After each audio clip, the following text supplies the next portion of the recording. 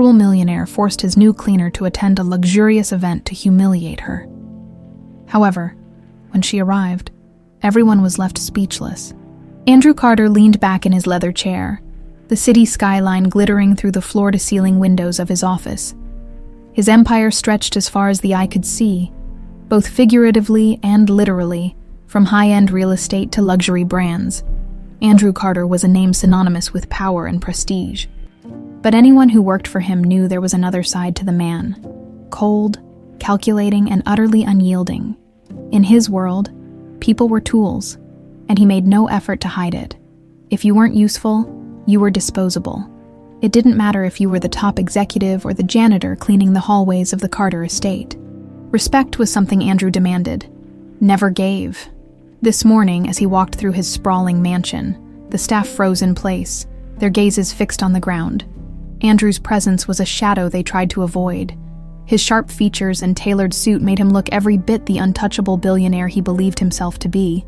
"Mr. Carter," called Linda, his assistant, rushing to keep up with his long strides. "The charity gala is confirmed for this Friday. Invitations have been sent, and the press will be there." "Good," Andrew replied curtly, barely sparing her a glance. "Make sure it's perfect. No mistakes." "Yes, sir," Linda said, already mentally preparing for the long list of demands that perfect would entail. Downstairs in the servant quarters, Clare Bennett adjusted her cleaning cart.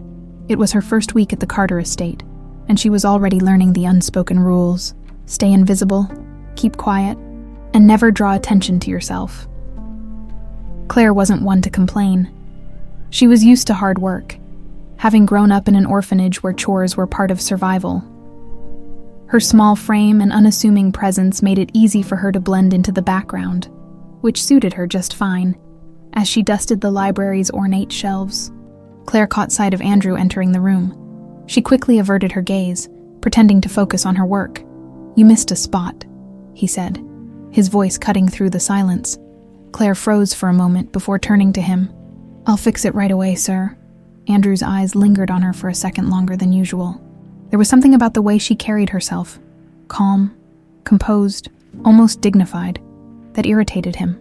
Most of the staff cowered in his presence, but Clare didn't. She wasn't defiant, but she also wasn't afraid. "See that you do," he said, dismissing her with a wave of his hand as he left. Clare let out a quiet breath. Encounters with Andrew were rare, but they always left a lingering tension in the air. In the days leading up to the gala, the mansion buzzed with activity. The staff worked tirelessly to prepare, transforming the already grand estate into a spectacle of elegance. Clare found herself assigned to tasks that kept her out of sight, which was exactly where she wanted to be, but Andrew had other plans. It was during a meeting with Linda that an idea struck him. His eyes scanned the list of employees, stopping on Clare Bennett's name. "Who's this?" he asked, tapping the paper. "Clare. She's new. A housekeeper," Linda replied, confused by his sudden interest. Andrew's lips curved into a small, calculating smile. "Perfect. Assign her as my assistant for the gala." Linda blinked. "Your assistant, sir. She's not trained for—" "Do as I say," Andrew interrupted. When Clare received the news, she was stunned. Assisting Andrew Carter at a high-profile gala wasn't just intimidating. It felt like a setup for failure. She tried to protest, but the head housekeeper shut her down. "It's not a request, Clare. Just do your best and don't embarrass him." Friday night arrived, and the Carter estate was bathed in golden light, with luxury cars lining the driveway. Guests in designer attire flowed into the grand ballroom, their laughter and conversation filling the air. Clare stood in the servant quarters, staring at herself in a small mirror. She had borrowed a modest dress from a friend, one that was simple but elegant. Her reflection surprised her. For the first time in years, she saw something more than a cleaning uniform and tired eyes. Taking a deep breath, she made her way upstairs, where Andrew waited by the entrance. He glanced at her, his usual expression of indifference barely shifting. "Stay close," he said curtly, "and don't speak unless spoken to." "Yes, sir," Clare replied, keeping her voice steady. As the evening unfolded, Clare moved through the crowd, quietly observing the world of excess and pretense that surrounded her. Andrew, meanwhile, played the perfect host, his charm masking the ruthless man underneath. But even as he smiled and exchanged pleasantries, his mind kept returning to the woman standing discreetly in the corner. There was something about Clare Bennett that he couldn't quite place, a quiet strength that both intrigued and unsettled him. For the first time in years, Andrew Carter found himself paying attention to someone he considered insignificant. The gala was in full swing, the ballroom alive with the clinking of champagne glasses and the murmur of polite conversation. Clare kept her head down as she trailed behind Andrew, her modest dress and soft-soled shoes making her blend in with the waitstaff more than the guests. Andrew, as always, moved through the room like a shark among fish. His presence was magnetic, commanding attention. Even among the elite, Clare followed him as he greeted CEOs, politicians, and celebrities with practiced ease. Her task limited to carrying a small notepad and pen for anything he might need. "You'll take notes on anything important," he had told her earlier, his tone dismissive, but mostly stay out of the way. And she had, doing her best to remain invisible. But tonight, something felt different. Andrew's gaze would occasionally flicker to her, his sharp eyes studying her with an intensity that made her uneasy. "Andrew," said a woman in a shimmering gold gown as she approached, her smile bright and calculated. "I see you've brought an assistant tonight. How unlike you." Clare stiffened, sensing the mockery in the woman's tone. Andrew's lips curved into a small, cold smile. "I thought I'd try something different, Clare. This is Evelyn Porter, one of our most generous donors." Clare nodded politely. "It's a pleasure to meet you, ma'am." Evelyn raised an eyebrow, her gaze sweeping over Clare from head to toe. "Charming," she said with a hint of sarcasm before turning her attention back to Andrew. "I hope you're not going soft on us." "Not at all," Andrew replied smoothly. "Clare is here to ensure everything runs perfectly tonight. Isn't that right, Clare?" "Yes, sir," Clare said quietly, feeling the weight of both their gazes as Evelyn moved on. Clare's cheeks burned with humiliation. It was clear to her now. Andrew hadn't brought her to the gala to assist him. She was there as an object of curiosity, a tool to amuse and perhaps even embarrass him in front of his peers. The realization stung, but Clare forced herself to remain composed. She couldn't afford to lose this job, not after everything she'd endured to get here. The night dragged on, and Clare's role remained the same: follow, observe, and occasionally jot down a name or a detail Andrew deemed worth remembering. But with each passing hour, her discomfort grew. The glances from the other guests, the whispers behind hands. It was as if everyone could see through Andrew's charade. At one point, Andrew led Clare to a group of his business associates, men whose tailored suits and self-assured smiles mirrored his own. "This is Clare," Andrew said, gesturing toward her with a faint smirk. "She's new, but eager to learn." The men chuckled, their laughter grating against Clare's nerves. "She's got a lot to learn if she's working for you," one of them joked, eliciting another round of laughter. Clare forced a polite smile, her grip tightening on the notepad in her hand. She wanted to disappear, to vanish into the background like she always did. But tonight, there was no escaping the spotlight Andrew had placed her under. As the evening wore on, Clare's resolve began to waver. She could feel the weight of every whisper, every judgmental glance, and yet, through it all, she refused to let her composure slip. By the time the gala neared its end, Andrew had shifted his focus elsewhere. Engrossed in a conversation with a prominent investor, Clare stood near the edge of the room, her shoulders aching from hours of standing. She scanned the crowd, her gaze landing on the grand staircase leading up to the second floor. For a moment, the idea of slipping away crossed her mind. She could find a quiet corner, somewhere to breathe, to regroup. But just as she took a step toward the staircase, Andrew's voice cut through the noise. "Clare," he called, his tone sharp and commanding. She turned quickly, her pulse quickening as she made her way back to him. "You're not paid to wander," he said, his eyes narrowing. "I wasn't wandering," Clare replied, keeping her voice steady. "I was just—" "Save it," Andrew interrupted, waving her off. "Go wait by the entrance, the car will be here soon." Clare nodded, swallowing the lump in her throat as she walked away. By the time the guests began to leave, Clare was standing near the grand doors, her hands clasped tightly in front of her. Andrew joined her a few minutes later, his expression unreadable. As they waited for the car, he glanced at her, his gaze lingering. "You handled yourself well tonight," he said, his tone almost begrudging. "Thank you, sir," Clare replied, unsure if it was a genuine compliment or another backhanded remark. Andrew didn't respond, his attention shifting as the car pulled up. But for a brief moment, Clare thought she saw something different in his eyes, something almost human. The ride back to the mansion was silent, the tension between them palpable. Clare stared out the window, her thoughts a whirlwind of frustration and confusion. She had survived the night, but the experience had left her with more questions than answers. What was Andrew's game, and why did she feel like a pawn in it? The morning after the gala, Clare awoke to the soft hum of activity in the servant quarters. Sunlight streamed through the small window above her bed, casting a warm glow on the neatly folded uniform on her chair, despite her exhaustion from the previous night. She had barely slept. Her mind had been restless, replaying every interaction, every cutting remark, and every judgmental glance she had endured. What bothered her most wasn't the humiliation. It was the lingering feeling that Andrew Carter had singled her out for a reason she couldn't yet grasp. As Clare prepared for her day, she resolved to let it go. She couldn't afford to dwell on Andrew's games. Her job was to stay under the radar, to blend into the background and survive another day in the Carter estate, in the grand dining room upstairs. Andrew sat at the head of the table, sipping his morning coffee while skimming the headlines on his tablet. The gala had been a success, as he had expected, and his guests had been suitably impressed, but his thoughts kept drifting to Clare. He had intended to humiliate her, to remind her of her place. Instead, she had held her ground, with a quiet dignity that unnerved him. It wasn't defiance. It was something deeper, something he couldn't quite put into words.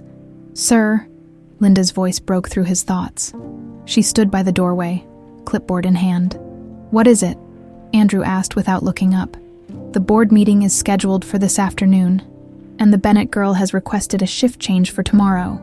Something about a personal matter." Andrew raised an eyebrow. "Personal matter? Since when do the staff have personal matters?" "I can deny the request if you'd prefer," Linda offered. "No," Andrew said, setting down his tablet. "Approve it, but keep an eye on her." Linda hesitated for a moment before nodding. "Of course, sir." Meanwhile, in the servant quarters, Clare was preparing for her upcoming shift when the head housekeeper approached her. "Bennett," she said, her tone brisk, "Mr. Carter has asked for you personally again. He wants you to assist with preparations for the estate's anniversary gala next weekend." Clare froze. Another gala, after the ordeal she had just endured. "Is there a problem?" the housekeeper asked, narrowing her eyes. "No, ma'am," Clare replied quickly. "I'll do it." As the week unfolded, Clare found herself thrust into the center of the preparations. She was tasked with coordinating deliveries, ensuring the ballroom was clean to perfection, and managing the arrangement of decorations. It was grueling work, but Clare took it in stride, her focus unwavering. Andrew, however, was never far from her thoughts. He had been oddly quiet since the previous gala, his sharp remarks replaced with fleeting glances that seemed to carry more questions than answers. One evening, as Clare was organizing floral arrangements in the library, she heard footsteps behind her. She turned to find Andrew standing in the doorway, his hands tucked into his pockets. "You've been busy," he said, his tone neutral. "Just doing my job, sir," Clare replied, keeping her gaze fixed on the flowers. Andrew stepped closer, his eyes scanning the room. "You have an eye for detail. Most people would have overlooked that vase by the window. It's always been slightly off-center." Clare glanced at him, surprised by the observation. "I suppose I notice small things," she said carefully. Andrew studied her for a moment before nodding. "Good. I expect everything to be flawless next weekend." "Yes, sir," Clare said, her voice steady, despite the unease creeping up her spine. As Andrew left the room, Clare exhaled slowly, her mind racing.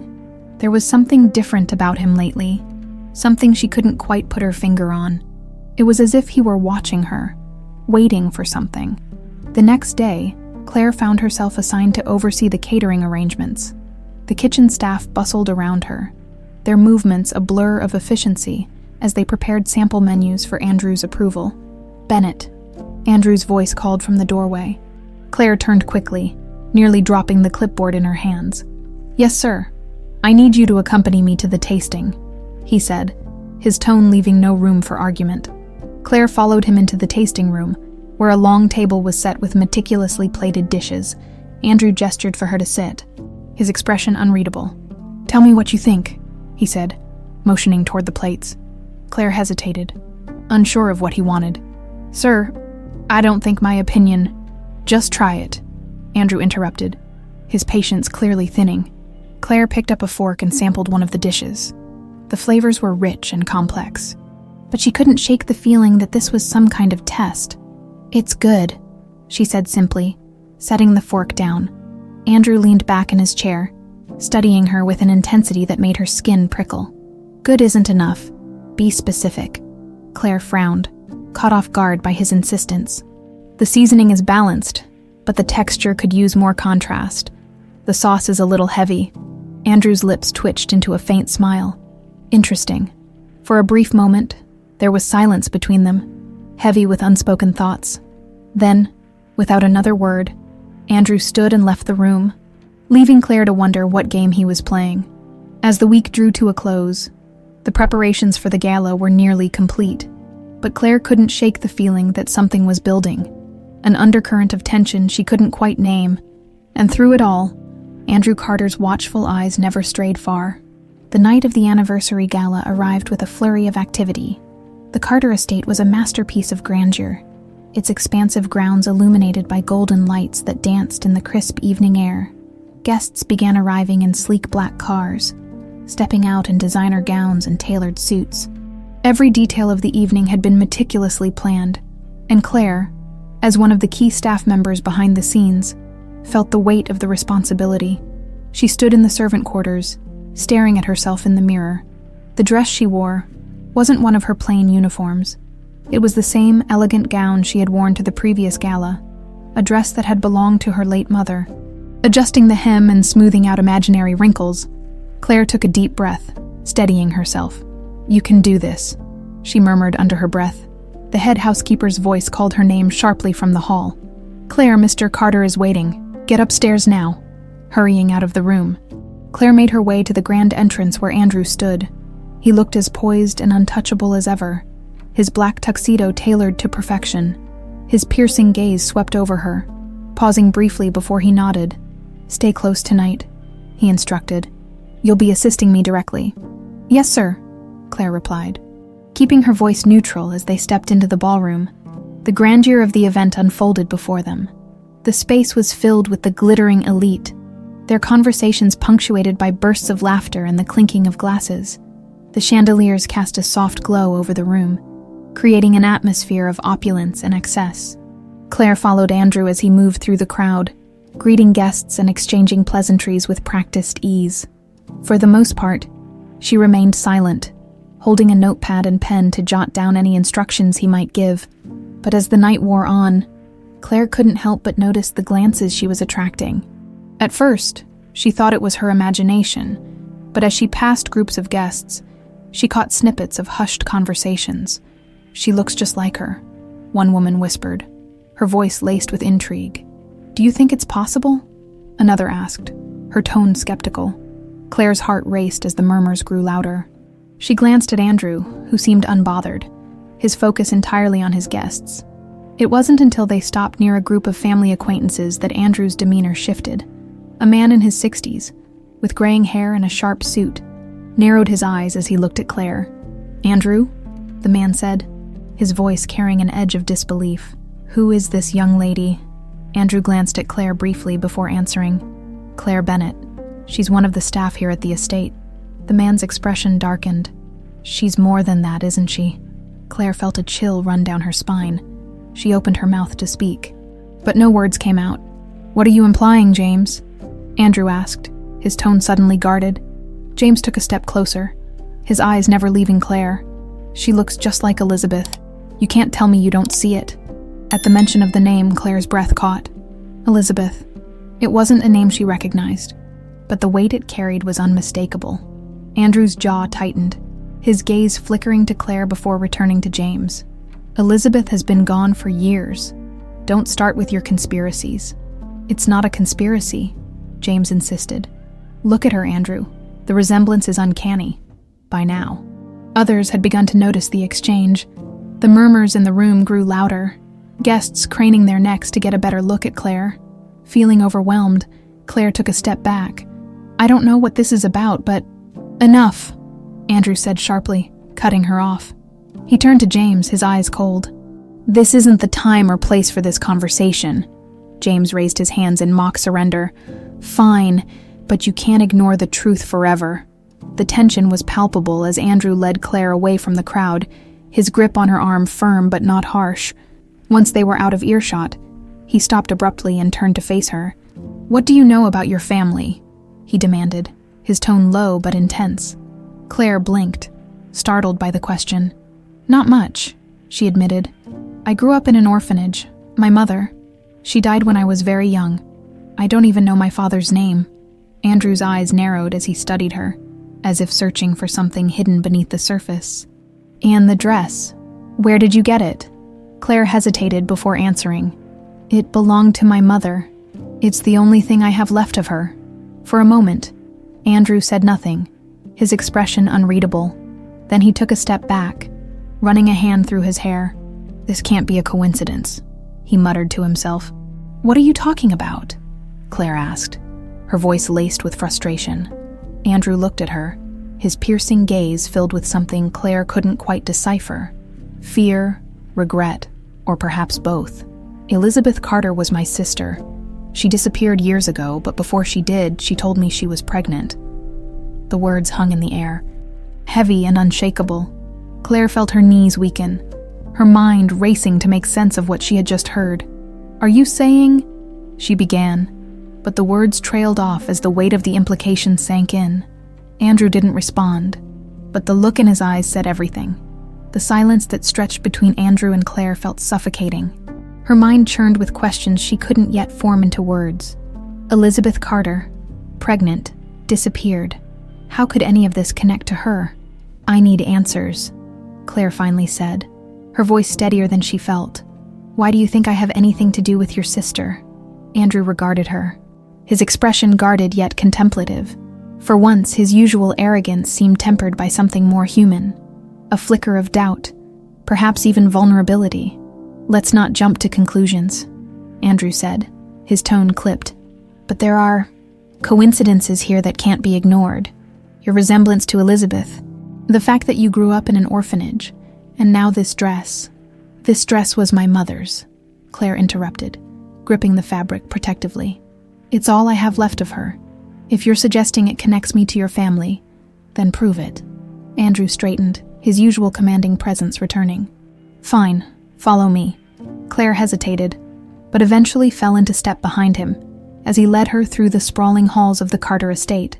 The grand surroundings, once intimidating, now felt suffocating as questions swirled in her mind. They arrived at a small, private study tucked away from the more public areas of the house. Andrew closed the door behind them and motioned for Clare to sit. "This room belonged to Elizabeth," he said, his voice quieter now. "After she disappeared, we kept it exactly as it was. My parents thought she might return someday." Clare glanced around, her eyes landing on a collection of framed photographs on a nearby shelf. One image in particular caught her attention. A young woman with striking features, her smile radiant as she stood in a garden. "That's her," Clare whispered, stepping closer. "Elizabeth." Andrew nodded. "My sister." Clare's heart raced as she studied the photo.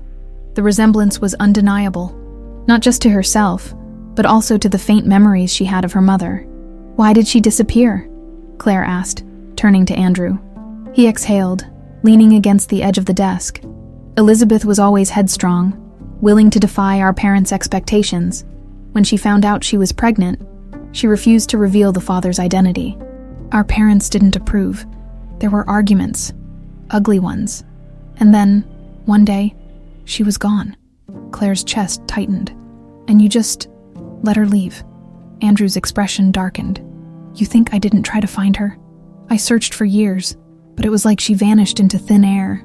The only thing I know is that she contacted me once, just before she disappeared, to tell me she was keeping the baby. She said she couldn't trust anyone else." The weight of his words hung in the air. Clare struggled to process the revelation. Could Elizabeth really be her mother?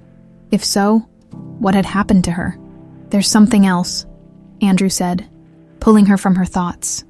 Elizabeth mentioned something unique. She said her child would have a birthmark on their left arm, a crescent shape. Claire froze, her pulse quickening. Slowly, she lifted the sleeve of her dress, revealing the faint mark on her forearm, a small crescent moon that had always been there. Unnoticed by most, Andrew's eyes widened, his usual composure slipping for a moment. "It's true," he murmured, more to himself than to her. "You're her child." Claire stepped back, shaking her head. "No, this doesn't make sense. I don't know anything about this family. My mother died when I was little, and I've lived my whole life thinking I was just normal." "Normal?" Andrew said, his tone sharp. "Claire, if you're Elizabeth's daughter, you're a Carter. That means you have a claim to everything this family has built. I don't want any of it," Claire snapped, her voice breaking. "I just want to understand who I am." Andrew's expression softened, an unexpected shift that caught Claire off guard. "Then we'll find out. Together." The word startled her. This was the same man who had humiliated her, treated her as though she were invisible. Now he was offering to help her. "Why do you care?" she asked, narrowing her eyes. "This doesn't fit the version of you I've come to know." Andrew hesitated before answering. "Because I failed Elizabeth. If you really are her daughter, this is my chance to make things right." The sincerity in his voice took Claire by surprise. For the first time, she saw a crack in the armor of the arrogant billionaire. "Where do we start?" Claire asked cautiously, still wary of his motives. Andrew crossed the room to a locked drawer, retrieving a small box. Inside was a faded letter, the paper worn with age. "This was the last thing Elizabeth sent me," he said, handing it to Claire. Her hands trembled as she unfolded the letter. The handwriting was elegant but rushed, as though Elizabeth had written it in a hurry. "Andrew, I can't stay here. It's not safe. They don't want me to keep the baby. I need to protect her no matter what. Please understand. If anything happens to me, make sure she knows the truth. She'll always be part of this family." The letter ended abruptly, leaving Claire with more questions than answers. What did she mean by, "It's not safe"? Claire asked, looking up at Andrew. "I don't know," he admitted, his expression grim. "But I intend to find out." The hours after Claire read Elizabeth's letter passed in a blur. Questions buzzed in her mind, each one louder than the last. She had spent her entire life not knowing where she came from. And now, in a matter of hours, her world had been upended. Could Elizabeth truly be her mother? She stood in her small room in the servant quarters, staring at her reflection in the mirror. Her sleeve was pushed up, revealing the crescent-shaped birthmark on her arm. It had always been there, a quiet part of her she never thought much about. Now, it felt like a piece of a puzzle she hadn't even known existed. A knock on her door broke her train of thought. Before she could respond, the door opened slightly, and Andrew stepped inside. "Do you always barge into people's rooms?" Claire asked, folding her arms. Andrew ignored her tone, his gaze landing on her exposed birthmark. His expression was unreadable, but there was a flicker of something in his eyes. Confirmation, perhaps, or even guilt. "We need to talk," he said simply. Claire sighed, motioning for him to continue. "Fine, let's talk. What now?" Andrew closed the door behind him and leaned against the wall, his usual air of confidence tinged with hesitation. "This isn't just about you or Elizabeth. It's about the Carter family, and the length some of them would go to protect their power." Claire raised an eyebrow. "You're being vague, as usual." Andrew's jaw tightened. "Because I don't have all the answers yet, but I do know this. Elizabeth didn't leave by choice. She was forced out." "By who?" Claire demanded. Andrew hesitated. "That's what I'm trying to figure out. My parents had their expectations, especially when it came to the family's image. Elizabeth defied them by refusing to marry someone they approved of. And when she got pregnant, they saw her as a threat," Claire finished, the pieces clicking into place. Andrew nodded. "Exactly. And now, if you really are her daughter, you're a threat too. There are people in this family who won't want you here, Claire. You need to be careful." Claire laughed bitterly. "Careful, Andrew. I've been invisible my whole life. No one even noticed me until you dragged me into that gala."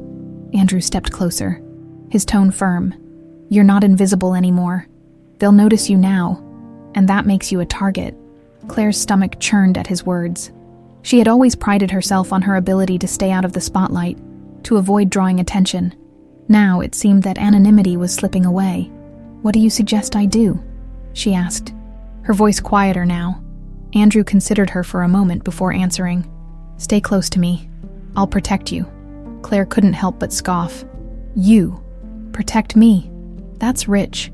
Coming from the man who humiliated me in front of half the city last week." Andrew's expression darkened. "I made a mistake. I see that now. But this is bigger than us, Claire. If you want answers, we have to work together." The sincerity in his voice caught Claire off guard. She studied him for a moment, trying to decipher his true intentions. For all his arrogance and flaws, there was something about Andrew that felt genuine, at least for now. "Fine," she said finally. "But if I find out you're playing me again, I'm done." "Fair enough," Andrew replied, a hint of a smirk playing on his lips. The next morning, Andrew and Claire returned to the study. Andrew had spent the night combing through old family records, searching for anything that might shed light on Elizabeth's disappearance. "I found something," he said, gesturing to a stack of papers on the desk. "Letters, meeting notes, even old invitations. Most of it is meaningless, but there's one thing that stood out."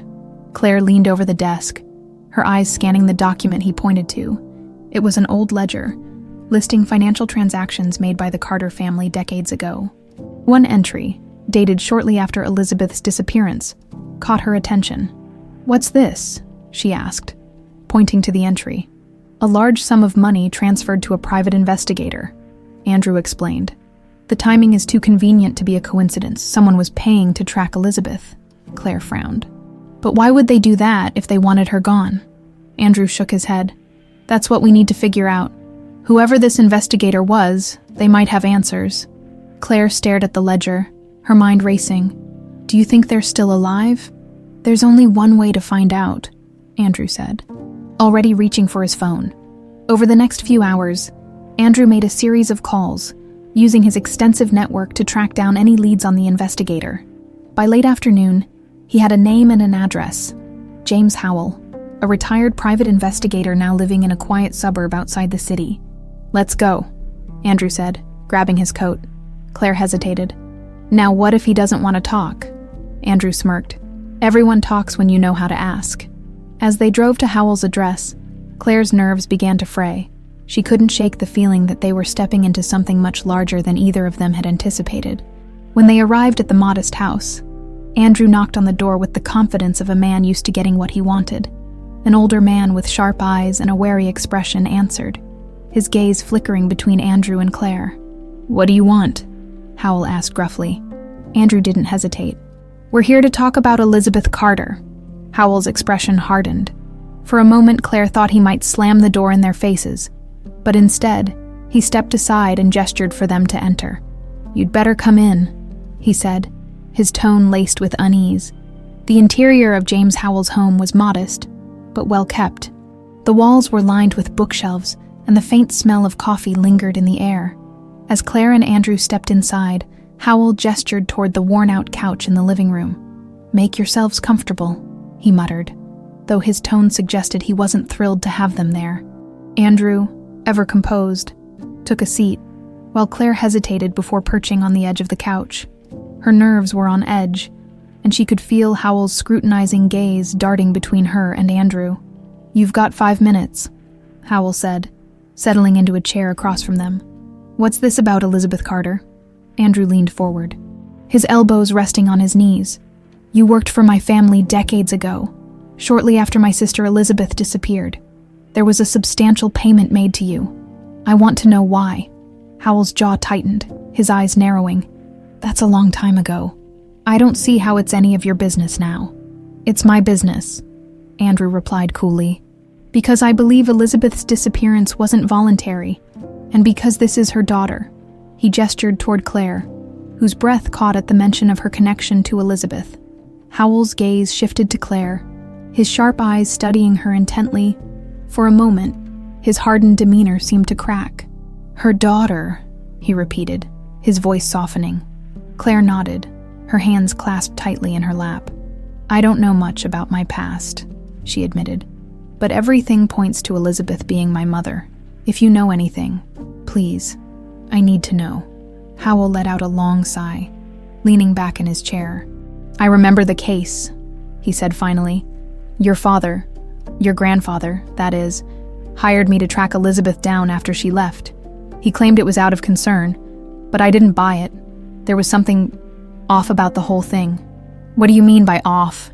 Andrew pressed. Howell rubbed his temples, as if the memories weighed heavily on him. Your family was powerful, Carter. Still is. But back then, they controlled everything. Money, influence, the press. When Elizabeth disappeared, I thought they wanted her found to bring her home. But as I dug deeper, I realized they weren't looking to reunite with her. They wanted her silenced. Claire's heart sank. Silenced, why? Howell hesitated, his gaze flickering to Andrew. She knew too much about the family, about the business, and when she got pregnant, that made her a liability. Your parents didn't want a scandal, and they sure as hell didn't want her raising a child who could challenge the family's legacy. Andrew's expression darkened, his hands clenching into fists. So they hired you to find her, did you? Howell nodded grimly. I did. Took me months, but I tracked her to a small town upstate. She was living under a fake name, keeping a low profile. She didn't want to be found, and I could see why. She was terrified. What happened? Claire asked, her voice barely above a whisper. I reported back to your grandfather, Howell said, his voice heavy with regret. Told him where she was. I thought that was the end of it. But a few weeks later, I heard rumors. People saying she was dead, that she'd been caught in a house fire. At the time, I didn't think much of it. Fires happen. But now, you think it wasn't an accident? Andrew finished, his tone cold. Howell nodded. I think your family had something to do with it. Maybe not directly, but they wanted her out of the picture. And as far as I know, they succeeded. The room fell silent, the weight of Howell's words pressing down on them. Claire felt a knot of anger and sadness forming in her chest. She had spent her life longing for answers, and now that she was finally getting them, the truth was more devastating than she had imagined. Do you have any proof? Andrew asked, his voice sharp. Howell shook his head. Nothing concrete, just my gut and a few old notes. But if you want to dig deeper, start with the Carter family archives. Your father kept detailed records of everything. Financial transactions, correspondence, even some less than legal dealings. If there's evidence, it's there. Andrew stood, his jaw tight. Where can I find these archives? Howell hesitated, then sighed. There's a private storage facility downtown. Your father used it for years, but be warned, Carter. If your family wanted this buried, they'll have gone to great lengths to make sure it stays that way. Andrew nodded, his expression resolute. We'll handle it. As they made their way back to the car, Claire couldn't help but feel a mix of emotions. Anger at the Carter family's actions, grief for the mother she never knew, and a growing determination to uncover the full truth. Are you okay? Andrew asked as they climbed into the car. Claire turned to him, her eyes burning with resolve. No, but I will be once we expose everything they've done. Andrew gave her a small nod, his respect for her growing. Then let's get to work. The drive back to the Carter estate was quiet, the tension between Claire and Andrew palpable. The revelations from Howell hung heavy in the air, and neither of them seemed ready to break the silence. Claire stared out the window, the city lights flickering like stars against the darkening sky. For the first time in her life, she felt like she was on the brink of understanding her past. Yet, the answers she'd received only deepened her confusion and pain. Her mother, Elizabeth, had lived in fear, hunted by the very family she belonged to. Are you sure you're ready for this? Andrew finally asked, breaking the quiet. Claire turned to him, her expression hard. Do I have a choice? Andrew hesitated, then nodded. Fair point. When they arrived at the estate, the sprawling mansion felt more imposing than ever. The ornate architecture, once a symbol of wealth and power, now seemed to Claire like a monument to secrecy and betrayal. Andrew led her to his private office, a room she had rarely entered. The walls were lined with bookshelves and framed certificates, a testament to his achievements and the Carter legacy. "Wait here," he said, stepping out briefly. Claire wandered around the room, her fingers brushing against the spines of books and the edges of trophies. Everything about the Carters seemed meticulously curated, a facade of perfection that hid the rot beneath. Andrew returned moments later with a small key in his hand. "This opens the storage facility," he said, placing it on the desk. "I'll go there first thing tomorrow." "I'm coming with you," Claire interjected, her tone firm. Andrew frowned. "It's risky. If someone in the family finds out—" "I don't care," Claire interrupted, her voice rising. "This is about my mother. I deserve to know the truth." Andrew studied her for a moment, then sighed. "Fine, but if things get dangerous, you do exactly as I say." The next morning, they set out early, the sun barely peeking over the horizon as they drove into the heart of the city. The storage facility was unassuming, its plain exterior belying the secrets it held. Inside, rows of metal doors stretched endlessly down narrow corridors. Andrew led Claire to one near the back, the number etched on the door matching the key in his hand. With a turn of the lock, the door creaked open, revealing a small, dimly lit room packed with boxes and filing cabinets. Dust hung in the air, and the faint smell of mildew lingered. "This is it," Andrew said, stepping inside. Claire followed, her eyes scanning the room. She felt a strange mix of anticipation and dread as she took in the sheer volume of documents surrounding them. They began sorting through the boxes, each one filled with files, ledgers, and photographs. It was overwhelming, but Claire's determination kept her focused. "Look at this," Andrew said, holding up a faded photograph. Claire leaned over to examine it. The image showed a young Elizabeth, her arms wrapped protectively around a small bundle. "A baby." "That's me," Claire whispered, her voice trembling. Andrew nodded. "It has to be." The photograph stirred something deep within Claire, a longing for the mother she never knew, mixed with anger at the family that had torn them apart. As they continued searching, Andrew pulled out a thick folder marked confidential. Inside were letters and financial records, many of them linked to the private investigator Howell had mentioned. "This is it," Andrew said, flipping through the pages. These payments matched the timeline of Elizabeth's disappearance. Claire's eyes scanned the letters, her stomach churning as she read the cold, calculated language. The documents detailed efforts to monitor Elizabeth, track her movements, and eventually, resolve the issue. "Resolve the issue," Claire said, her voice rising. "They're talking about her like she was a problem to be solved." Andrew's jaw tightened. "It gets worse." He handed her another page, a memo signed by their grandfather. The words on the page sent a chill down Claire's spine. "Ensure there are no loose ends." Claire's hands shook as she held the paper. "They killed her," she said, her voice barely above a whisper. "They murdered her to protect their legacy." Andrew placed a hand on her shoulder, his expression somber. "We don't know that for sure."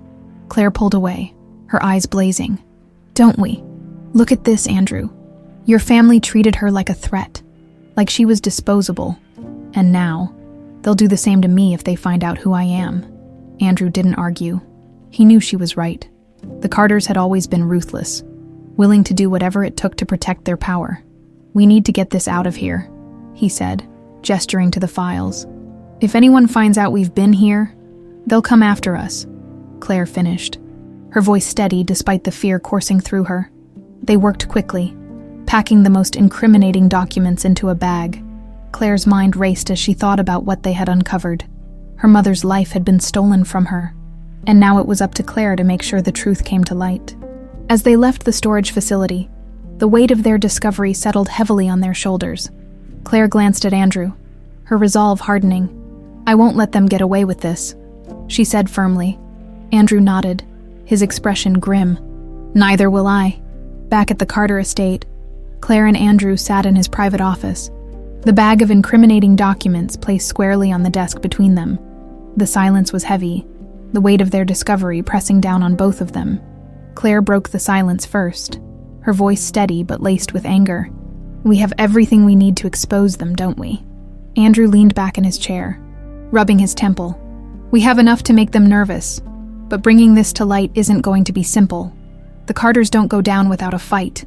Claire leaned forward, her determination unwavering. Then we fight. They destroyed my mother's life, Andrew. They can't get away with this. Andrew regarded her for a moment. The fiery resolve in her eyes a stark contrast to the quiet, reserved woman she had been just weeks ago. He nodded slowly. You're right, but if we're going to do this, we need a plan. As they began sorting through the documents, Andrew explained the structure of the Carter family's power. Their grandfather, now deceased, had built an empire with strict control over every aspect of the business. While Andrew held significant influence, there were others, uncles, cousins, board members, who still wielded considerable power. Some of them will try to silence this, Andrew said grimly. If they think you're a threat, they won't hesitate to act. Claire met his gaze. Then we need to make sure they can't bury it. We have to go public. Andrew hesitated. Going public means risking everything. Are you ready for that? Claire's hands clenched into fists. I've spent my whole life being invisible, Andrew. If this is my chance to make them pay for what they did to my mother, I'm taking it. That evening, Andrew arranged a meeting with key members of the Carter family. The timing was deliberate, late enough to catch them off guard, but not so late as to arouse suspicion. The family gathered in the estate's grand dining room, their polished appearances and calm demeanors masking years of underlying tension. Claire stood beside Andrew, her presence drawing curious and skeptical glances from those around the table. Andrew cleared his throat, commanding their attention. Thank you all for coming on such short notice, he began. One of his uncles, a gray-haired man named Victor, leaned back in his chair, a smirk tugging at his lips. This must be important if it couldn't wait until morning. What's this about, Andrew? Andrew's gaze swept the room before landing on Victor. It's about Elizabeth. The smirk vanished, replaced by a wary frown. Around the table, the other Carters exchanged uneasy glances. Elizabeth? Another family member scoffed. Why bring up something that's been buried for decades? Because it shouldn't have been buried. Andrew shot back, his tone cold. He reached into the bag beside him and pulled out a stack of documents, placing them on the table. These are records of payments, letters, and memos, proof that Elizabeth was tracked. Targeted and ultimately silenced by this family, the room erupted in murmurs. Some defensive, others accusatory. Victor's voice rose above the commotion. This is absurd. Whatever happened back then was handled appropriately. Dragging it up now is reckless. Claire stepped forward, her voice cutting through the noise. It's not reckless, it's justice. Elizabeth was my mother, and this family took her from me. The room fell silent, all eyes turning to Claire. Victor's eyes narrowed. And who are you supposed to be? Andrew spoke before Claire could respond. She's Elizabeth's daughter. The birthmark on her arm matches exactly what Elizabeth described before she disappeared. The resemblance alone is undeniable. Victor's face darkened. This is a dangerous game you're playing, Andrew. Do you have any idea what you're risking by bringing her here? I know exactly what I'm risking, Andrew replied, his voice firm. But I also know what's right. This family destroyed Elizabeth's life, and now you're going to answer for it. Victor stood abruptly, his chair scraping against the floor. You think you can walk in here with some papers and accusations and tear this family apart? You're more naive than I thought. Claire stepped forward, her voice steady despite the fear bubbling beneath the surface. You can't intimidate me. I'm not going to let you cover this up. Victor's gaze shifted to her, his eyes cold and calculating. You have no idea what you're getting yourself into, girl. Andrew moved to stand beside Claire, his presence a silent show of support. She's not alone, and if you try anything, you'll regret it. The room was charged with tension, the air heavy with unspoken threats. One by one, the other Carters began to murmur their dissent, unsure of where their loyalties lay. This isn't over, Victor said finally, his voice low and dangerous. You've opened a door you can't close. Andrew, I hope you're ready for the consequences. With that, he stormed out, leaving the room in uneasy silence. Claire turned to Andrew, her chest heaving with a mix of adrenaline and fear. Do you think they'll try to stop us? Andrew nodded grimly. They'll try, but we won't let them. The tension lingered long after Victor's dramatic exit. The other members of the Carter family had dispersed, their murmurs and suspicious glances leaving an air of unease in the grand dining room. Claire and Andrew remained behind, the weight of the confrontation settling over them. He's not going to back down. Claire said quietly, her arms crossed as she stared at the pile of documents on the table. Andrew nodded, his jaw clenched. Victor's not just a figurehead. He's the one who kept the family's secrets after my father died. If anyone knows the full extent of what happened to Elizabeth, it's him. Claire turned to him, her expression firm. Then we need more if we're going to take this public. We need something they can't refute. Something personal. Something that tells Elizabeth's story in her own words. Andrew considered her suggestion, his brows furrowing. There might be one thing. He stood abruptly and motioned for Claire to follow him. Intrigued, she trailed behind him through the estate's long, echoing hallways until they reached a locked door. This was Elizabeth's private room, Andrew said, pulling a key from his pocket. No one's been in here since she disappeared. My parents kept it sealed, and after they passed, I left it untouched. As the door creaked open, Claire stepped inside, her breath catching at the sight. The room was a snapshot of another time. A delicate vanity covered in faded perfume bottles, a bookshelf lined with worn novels, and a neatly made bed with a floral quilt. Dust covered every surface, but the room still carried an air of intimacy, as though Elizabeth had just stepped out and might return at any moment. This was hers, Claire murmured, running her fingers over the edge of the vanity. Andrew nodded, his voice softer now. She spent hours in here. It was the one place in the house where she felt like she could breathe. Claire's eyes scanned the room, landing on a small leather-bound book on the bookshelf. She reached for it, her fingers brushing the cover as she pulled it free. "What's that?" Andrew asked, stepping closer. Claire opened the book, her heart racing as she realized what it was. It's her diary. The two of them sat on the bed, the silence heavy as Claire flipped through the pages. The handwriting was elegant but rushed. The words filled with emotion that leapt off the paper. March 12th. One entry read, "They don't understand. They only care about appearances, about power. But this child is mine. She's the only thing that matters now." Claire's throat tightened as she read. The words felt like a bridge connecting her to the mother she had never known. "She was scared," Claire said, her voice trembling, "but she was determined. She wanted to protect me." Andrew leaned closer, his eyes scanning the pages. "Keep reading. There might be something in here that tells us more about what happened." Claire turned the pages carefully, her pulse quickening as she found another entry. April 5th. "I can't trust anyone anymore. Even Andrew is starting to ask questions. If they find out where I'm going, they'll never let me leave. But I have no choice for her sake. I have to disappear." Andrew's eyes widened at the mention of his name. "She didn't trust me." Claire hesitated before answering. "She must have been scared. Maybe she thought you'd tell your parents." Andrew frowned, guilt flashing across his face. "I never would have betrayed her. I didn't understand how bad things had gotten." They continued reading, piecing together Elizabeth's thoughts and fears. Each entry painted a clearer picture of a woman trapped by her family's expectations, desperate to carve out a life for herself and her child. Finally, they reached the last entry, dated just days before her disappearance. April 17th. "I've made arrangements. By this time tomorrow, I'll be gone. I've left instructions for Andrew in case anything happens to me. He's the only one I trust with this. If he finds this diary, Andrew, please protect her. She's all that matters now." Claire's hands shook as she closed the diary, tears welling in her eyes. "She trusted you, even when she was scared. She believed you'd do the right thing." Andrew swallowed hard, his expression a mix of regret and determination. "And I failed her, but I won't fail you." Claire looked at him, her emotions swirling. For the first time, she saw a different side of Andrew. Not the cold, calculating businessman, but a man burdened by the mistakes of his past and desperate to make amends. "What did she mean by instructions?" Claire asked. Andrew's brow furrowed. "I don't know. If she left something for me, I never found it." Claire glanced around the room, her gaze landing on the vanity. "She must have hidden it.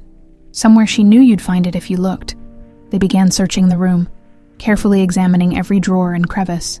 Finally, Claire's fingers brushed against something tucked beneath the lining of a drawer, a small envelope sealed with wax. "This must be it," she said, holding it up. Andrew took the envelope, breaking the seal with trembling hands, Inside was a single sheet of paper, folded neatly as he unfolded it. His eyes widened. "It's an address," he said, his voice barely above a whisper. "This must be where she planned to go." Claire leaned closer, her heart pounding. "Then that's where we need to go next." Andrew nodded, his expression resolute. "If this is where her story ended, then it's where ours begins." The envelope trembled slightly in Andrew's hands as he stared at the address scrawled in Elizabeth's handwriting. It was a rural location, far from the bustling cities the Carters had always inhabited. A quiet town called Willow Creek. "Willow Creek," Claire murmured, peering at the note. "Why there? What's so special about it?" Andrew shook his head, his brow furrowed in thought. "I don't know. But if Elizabeth planned to go there, it's the only lead we have. We leave tomorrow." The decision was made quickly. Claire spent the rest of the evening packing a small bag, her mind racing with possibilities. What if they found answers in Willow Creek? What if the truth was even darker than she feared? Andrew, meanwhile, prepared for the trip with his usual efficiency. Though his mind was far from calm, his sister's words haunted him. Protect her. She's all that matters now. He had failed Elizabeth once, but he was determined not to fail Claire. The next morning, they set out early, the city fading into the distance as they drove toward the countryside. The landscape shifted from towering skyscrapers to rolling hills and open fields, the pace of life seemingly slowing with every mile. Claire stared out the window, her thoughts as turbulent as the clouds gathering in the sky. She turned to Andrew, breaking the silence. "What do you think we'll find there?" Andrew kept his eyes on the road, his jaw tight. "I don't know, but whatever it is, we need to be ready." When they arrived in Willow Creek, the contrast to the city was stark. The town was small and quaint, with a single main street lined with shops and cafes. It felt untouched by time, a place where everyone likely knew each other's business. The address on the note led them to a modest house on the outskirts of town. The white picket fence was weathered, and the garden was overgrown, as though it hadn't been tended in years. "This is it," Andrew said, parking the car. Claire stepped out, her heart pounding as they approached the front door. The house felt oddly familiar, as though it held memories she couldn't quite grasp. Andrew knocked, his firm hand echoing through the quiet street. For a moment, there was no response, and Claire's chest tightened with anxiety. Finally, the door creaked open, revealing an elderly woman with kind eyes and a hesitant smile. She looked between Andrew and Claire, her gaze lingering on Claire's face. "Can I help you?" the woman asked, her voice soft but wary. Andrew stepped forward. "We're looking for information about Elizabeth Carter. She lived here, didn't she?" The woman's expression shifted, a flicker of recognition passing through her eyes. She stepped back, opening the door wider. "Come in," she said, her voice barely above a whisper. Inside, the house was cozy but cluttered, with shelves filled with books and photographs. The woman motioned for them to sit in the small living room, her hands trembling slightly as she poured tea. "I knew Elizabeth," she said finally, her voice tinged with sadness. "She stayed here for a while, years ago. She was kind, but she was running from something." Claire leaned forward, her heart racing. "Did she ever say what it was?" The woman hesitated, her gaze dropping to her lap. "Not in so many words, but I could tell she was scared. She didn't trust anyone, and she always seemed to be looking over her shoulder." Andrew's jaw tightened. "Did she ever mention the Carters? Our family?" The woman nodded slowly. "She said they wouldn't stop until they found her. That's why she left. She didn't want them to find..." She trailed off, her eyes shifting to Claire, who... "Me," Claire finished, her voice trembling. "She didn't want them to find me." The woman nodded, tears glistening in her eyes. "She loved you so much. She used to talk about you all the time, how she wanted you to grow up safe and happy. But one day she just... left. She said it wasn't safe here anymore." Claire's chest tightened. "Did she say where she was going?" The woman shook her head. "No, but she left some things behind. I kept them, hoping one day someone would come looking for her." She stood slowly, shuffling to a small chest in the corner of the room. She opened it carefully, pulling out a bundle of papers tied with a faded ribbon. "These belong to Elizabeth," the woman said, placing the bundle on the table. Claire reached for it, her hands trembling as she untied the ribbon. Inside were letters, photographs, and a small locket. She opened the locket to find a tiny photo of a baby, herself, and the initials EC engraved inside. "She never stopped loving you," the woman said gently. Claire's vision blurred with tears as she clutched the locket tightly.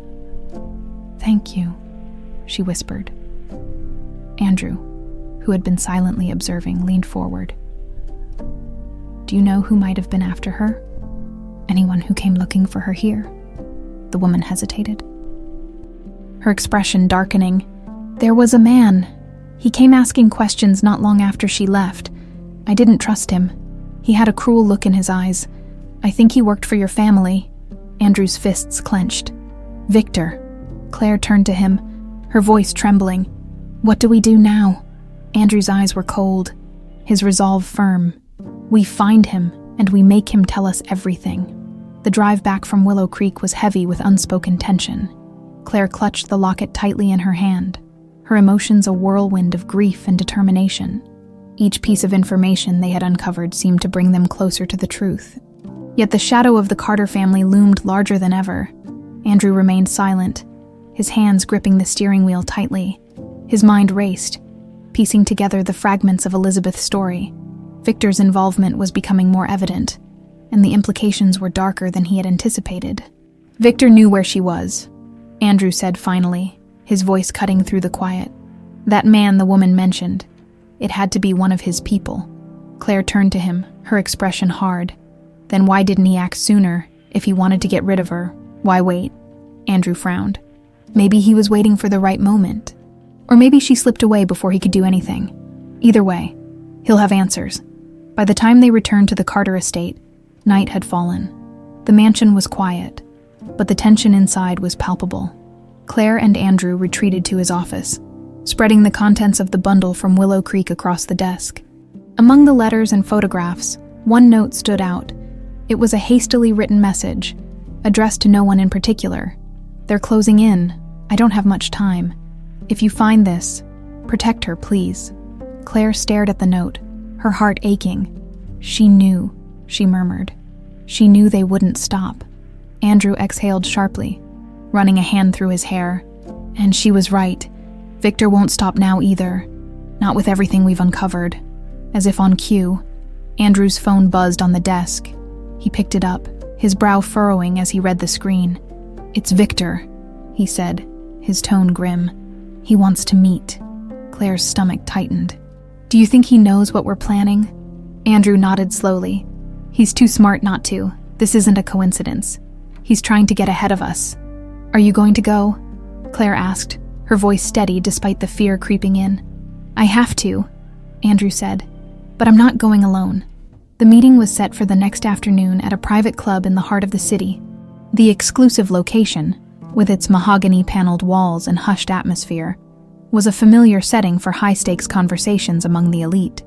Andrew and Claire arrived together, their expressions carefully composed. Claire felt out of place in the opulent surroundings, but she drew strength from the determination that had carried her this far. Victor was already waiting in a private room, seated in a leather armchair with a glass of whiskey in hand. He looked up as they entered, a smirk playing on his lips. "Andrew," he said, his tone dripping with mock warmth. "And the girl. How lovely of you to join me." Andrew didn't respond to the greeting, his gaze cold as he took a seat across from Victor. Claire sat beside him, her spine straight, despite the weight of Victor's piercing stare. "Let's skip the pleasantries," Andrew said. "You know why we're here?" Victor chuckled, swirling his whiskey. "Oh, I know exactly why you're here. Stirring up old ghosts. Digging where you shouldn't be. Tell me, Andrew, what's your endgame? Do you really think you can take me down?" Andrew leaned forward, his voice low and dangerous. "This isn't about taking you down, Victor. It's about justice. For Elizabeth. And for Claire." Victor's smirk faded, his expression hardening. "Justice. Don't be naive. This family doesn't operate on justice. It operates on power. Always has.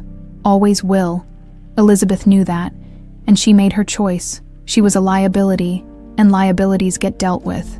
Claire's hands clenched into fists, her anger boiling over. "She was your family. She wasn't a liability. She was a person. And you destroyed her life." Victor turned his gaze to her, his eyes cold.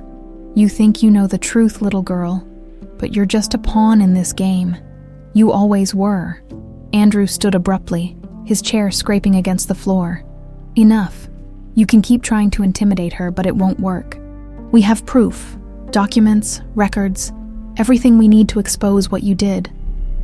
Victor's expression darkened, a flicker of uncertainty crossing his face. "You think that's enough to stop me? Go ahead. Try. But remember this, Andrew. If you come for me, I'll come for you. And her." Claire felt a chill run down her spine, but she refused to let Victor see her fear. "You can try," she said, her voice steady, "but I'm not going to stop until everyone knows what you did." Victor stood, his imposing figure casting a shadow over the room. "You've made a mistake coming here," he said. "I'd watch my back if I were you." With that, he strode out, leaving a heavy silence in his wake. Andrew turned to Claire, his expression grim. This just got a lot more dangerous. Claire met his gaze, her resolve unshaken. "Good. That means we're getting closer." The tension in the car ride back from the meeting with Victor was suffocating. Claire stared out the window, her mind replaying every word of the confrontation. Victor's threats still echoed in her ears, but they only fueled her determination. She had come too far to back down now. Andrew, on the other hand, gripped the steering wheel tightly, his jaw clenched. He had underestimated Victor's ruthlessness. The game had escalated, and he knew Victor wouldn't hesitate to make good on his threats. "We need to act fast," Andrew said, breaking the silence. "Victor knows we're coming for him. He'll try to destroy any evidence before we can use it." Claire turned to him, her expression resolute. "Then we don't give him the chance. We release what we have. Now." Andrew glanced at her, his brow furrowed. "It's not that simple. If we go public without solid proof, Victor will bury us. We need to make sure everything is airtight." "We have enough," Claire argued. "The documents from the storage unit, the diary, the letters, they paint a clear picture of what happened. We can't wait for a perfect moment, Andrew. Elizabeth didn't have that luxury, and neither do we." Andrew hesitated, the weight of the decision pressing down on him. Claire was right. Waiting could cost them everything, but rushing could put them directly in Victor's crosshairs. "All right," he said finally. "We'll go public, but we'll do it strategically. We'll leak the story to someone who can't be silenced, someone with a platform big enough to make it impossible for Victor to cover it up." Claire nodded, relief washing over her. "Do you know anyone like that?" Andrew's lips curved into a faint smile. "I have a few ideas." The next day, Andrew and Claire met with a journalist named Rachel Porter, a hard-hitting investigative reporter known for taking down powerful figures. She was someone Andrew trusted, an ally who wasn't afraid to challenge the elite. Rachel listened intently as Andrew and Claire laid out their case, her sharp eyes scanning the documents they presented. When they finished, she leaned back in her chair, her expression unreadable. "This is explosive," Rachel said finally. "If everything here checks out, it's going to shake the Carter family to its core. But you know what you're up against, right? Victor won't just roll over. He'll fight this tooth and nail. We're ready for that," Andrew said firmly. "We just need someone to help us make it public." Rachel nodded slowly. "All right, I'll run with it, but I'll need time to verify everything before I publish. Once this goes live, there's no turning back." "Do whatever you need to," Claire said, her voice steady. "Just make sure the truth gets out." As they left the meeting, Claire felt a renewed sense of purpose. For the first time, it felt like they were truly making progress. But the battle was far from over. That evening, as they returned to the Carter estate, the air was thick with anticipation. Andrew's phone buzzed constantly with updates from Rachel, each one confirming the validity of their evidence. The story was coming together, piece by piece. But as they stepped into the house, they were met with an unexpected sight. The grand entryway was filled with security guards, their presence a clear message. Victor wasn't taking any chances. "Looks like he's making his move," Claire muttered, her gaze narrowing. Andrew nodded grimly. "He's trying to intimidate us, don't let him." They made their way to Andrew's office, but before they could close the door, one of the guards stepped forward. "Mr. Carter," the guard said, his tone formal. "Mr. Victor has requested your presence in the dining room." Andrew exchanged a glance with Clare, his expression hardening. "Tell him I'll be there shortly." As the guard left, Clare turned to Andrew. "Do you think he knows about Rachel?" "Probably," Andrew said. "But he won't act until he's sure. He'll try to corner us first, make us doubt ourselves." Clare crossed her arms, her voice firm.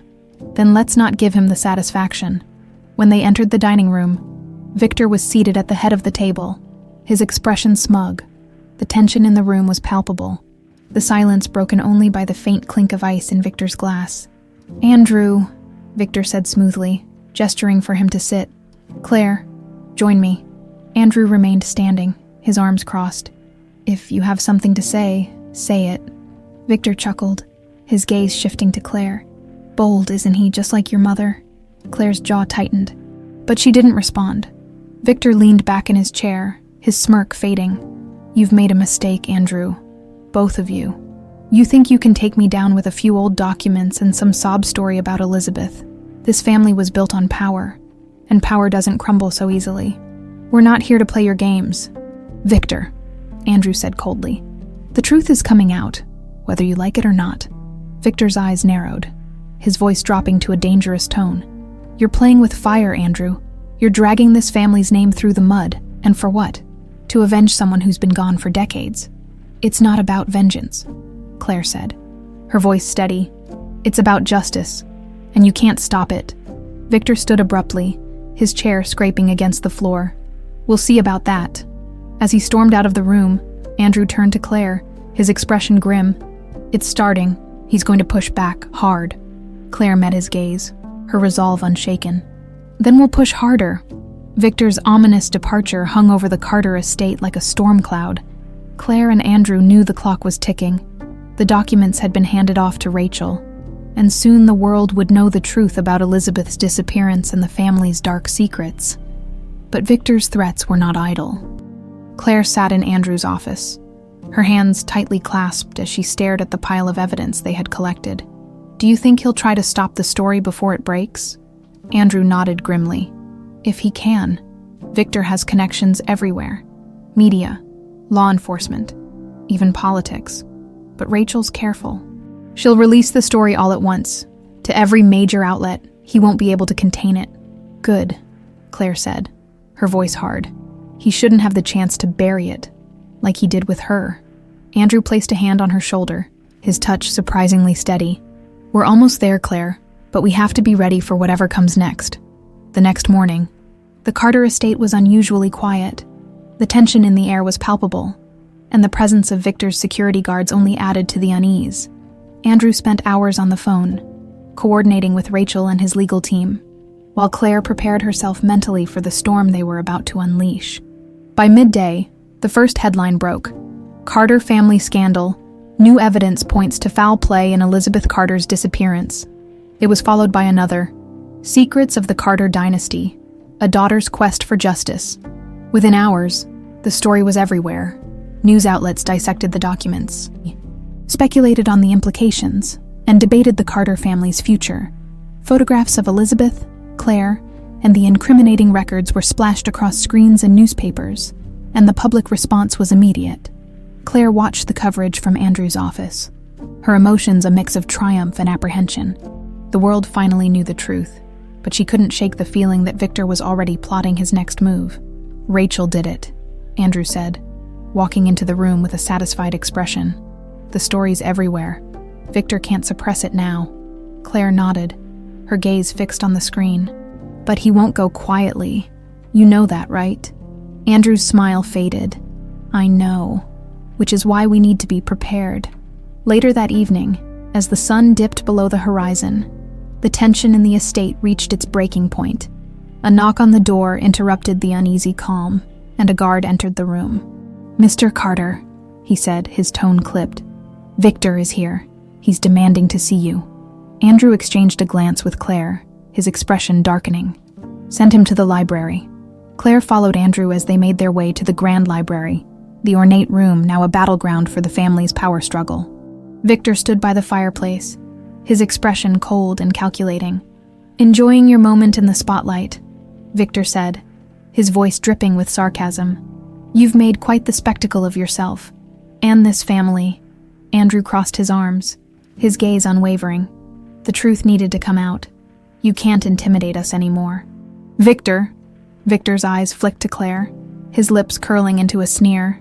"And you, little girl, do you really think this changes anything? Do you think the world cares about your sob story?"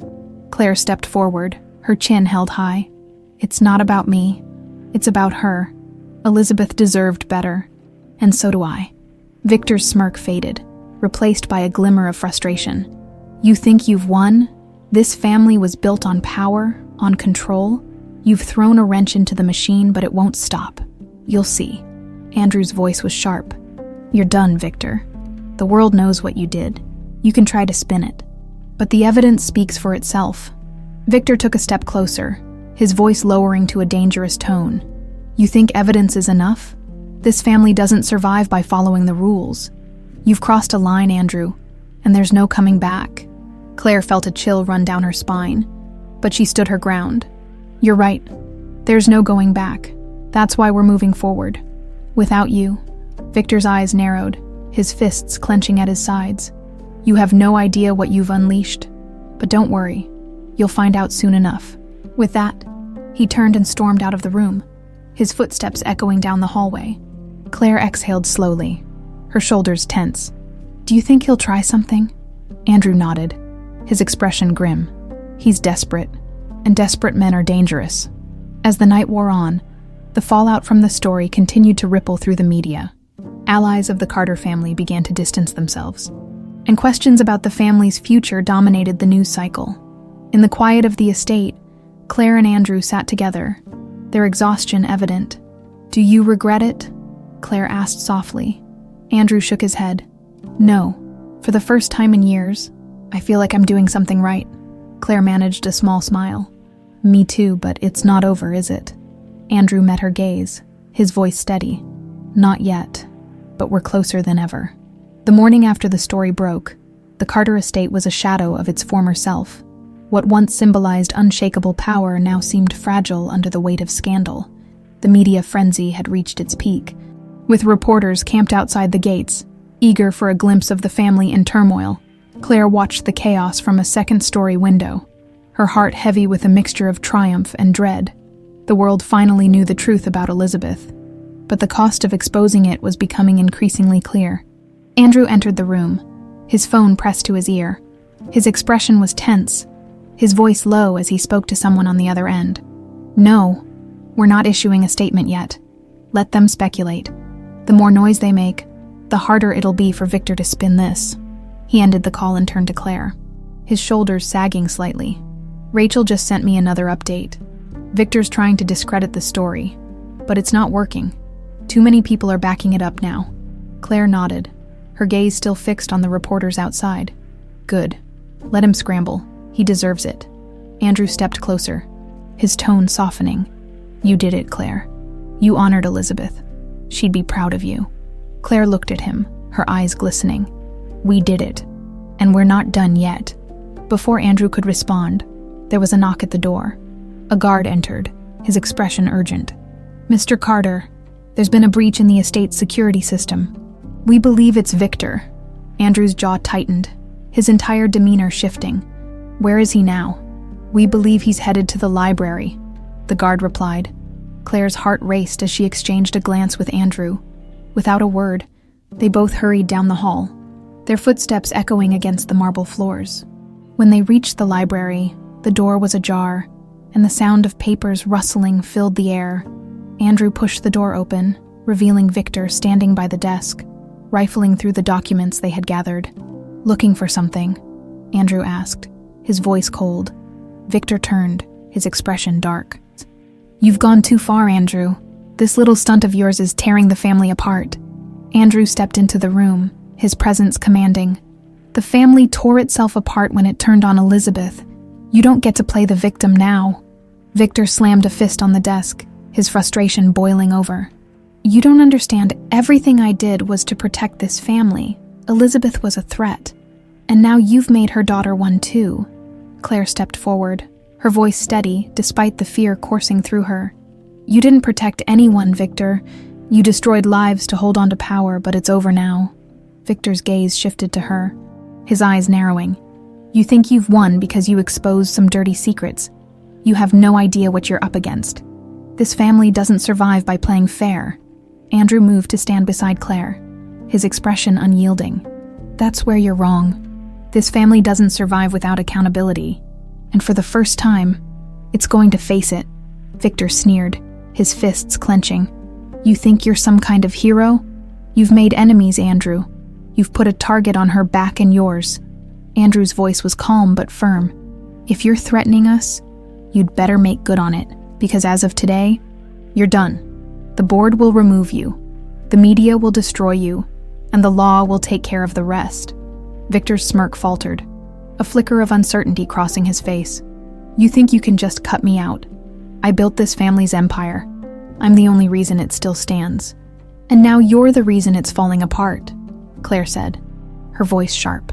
For a moment, the room was silent, the weight of their words hanging in the air. Then Victor stepped back, his expression hardening. You'll regret this, he said quietly. Both of you. With that, he stormed out of the room, leaving the door swinging on its hinges. Claire exhaled shakily, her adrenaline beginning to fade. Do you think he'll try something else? Andrew nodded grimly. Victor doesn't know how to lose. He'll keep fighting until he's got nothing left. Then we need to make sure he has nothing left, Claire said, her voice firm. Andrew placed a hand on her shoulder, a flicker of pride in his eyes. We will, together. By the end of the day, the fallout from the story had escalated. Victor's name was plastered across every major news outlet, and his influence within the Carter family was rapidly crumbling. The board of directors called an emergency meeting, and Andrew was prepared to present the evidence that would ensure Victor's removal. But as the meeting began, it became clear that Victor wasn't going down without a fight. He stormed into the boardroom with a stack of counterclaims, accusing Andrew of fabricating the evidence and dragging the family's name through the mud for personal gain. The board members, torn between loyalty and self-preservation, hesitated.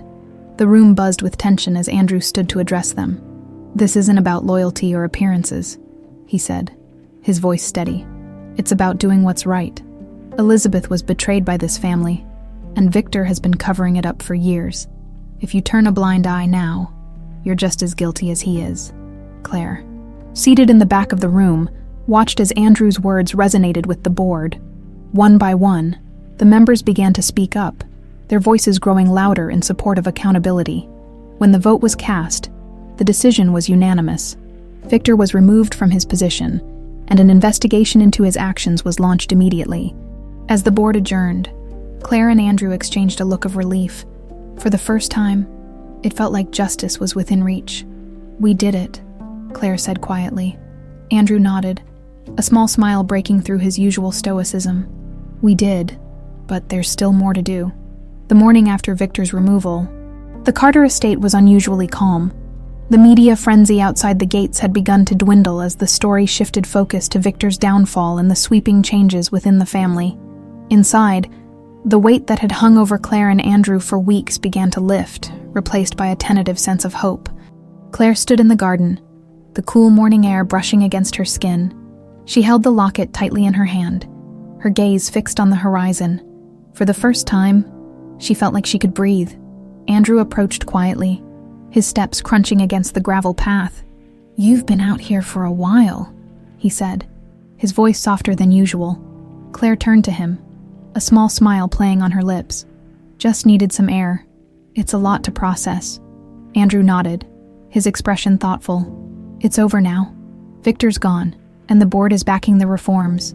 The family's legacy will survive, but it'll be different. Better, Claire raised an eyebrow. You really think this family can change? Andrew hesitated, then sighed. I think it has to, and that starts with us. Claire studied him for a moment. The man who had once seemed so cold and distant now standing before her with a genuine sense of humility. You've changed, she said quietly. Andrew looked at her, a faint smile tugging at the corners of his lips. Maybe I had to. They stood in silence for a moment, the sounds of the estate fading into the background. I found something in Elizabeth's things last night, Andrew said, breaking the quiet. He pulled a small folded letter from his pocket and handed it to Clare. Clare unfolded the letter, her hands trembling as she read the familiar handwriting. "My dearest Clare, if you're reading this, it means you've found your way back to where you belong. I'm so sorry for everything I couldn't give you, for the life I couldn't share with you. But please know that every choice I made was for you, to keep you safe, to give you a chance at a better future. You are my greatest joy, my brightest star. Never forget that." Tears streamed down Clare's face as she read the letter, her heart aching with a mixture of love and loss. "She never stopped fighting for you," Andrew said, his voice steady, even when the odds were against her. Clare clutched the letter to her chest, her resolve strengthening. "Then I'll keep fighting for her, for the life she wanted me to have." Andrew placed a hand on her shoulder, his grip firm and reassuring. "You already have. She'd be proud of you." The days that followed were a whirlwind of change.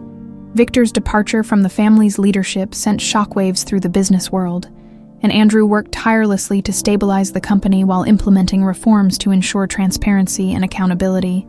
Clare, meanwhile, found herself stepping into a new role, not as an outsider, but as someone with a rightful place in the Carter legacy. Though she had no desire to immerse herself in the family's business, she used her newfound position to advocate for causes close to her heart, ensuring Elizabeth's memory was honored in every decision she made. One evening, as the sun set over the estate, Andrew found Clare in the library, sorting through the remnants of Elizabeth's life. "What are you working on now?" he asked, leaning against the doorway. Clare held up a framed photograph of Elizabeth. "I'm thinking about starting a foundation in her name, something that helps women and children in difficult situations. People like her, who felt like they didn't have a way out."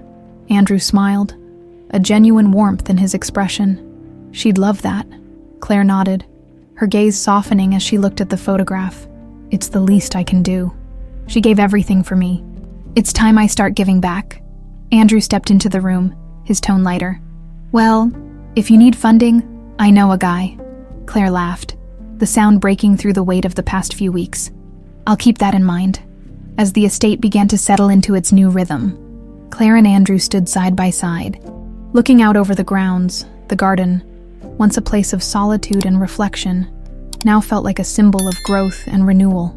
"Do you ever think about what's next?" Clare asked, her voice quiet. Andrew nodded, his gaze distant. "All the time, for the first time, I feel like there's a chance to do things differently. To be better." Clare smiled, a sense of peace washing over her. "Then let's make the most of it." Andrew turned to her, his expression serious but hopeful. Together, Clare said firmly. As the sun dipped below the horizon, casting the estate in a warm golden glow, Clare felt a sense of closure she hadn't thought possible. Elizabeth's story had been told, her sacrifices honored, and the truth finally brought to light. It wasn't a perfect ending, but it was a beginning, a chance to rebuild, to heal, and to create a legacy built on justice, love, and hope.